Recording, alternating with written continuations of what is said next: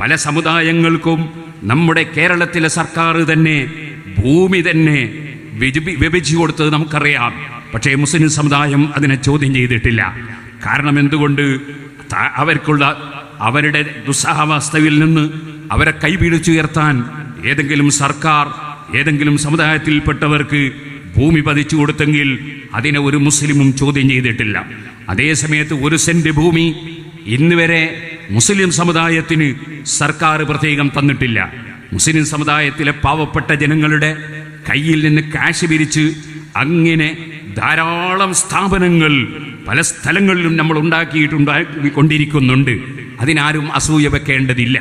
അതിനെ സംബന്ധിച്ച് ആരും മുസ്ലിം സമുദായം എന്തോ നേടി എന്ന് പറയേണ്ട ആവശ്യവും ഇല്ല. നേടിയതാരാണെന്ന് എല്ലാവർക്കും കണക്കുകൾ നിരത്തിവെക്കുമ്പോൾ മനസ്സിലാക്കാൻ സാധിക്കും.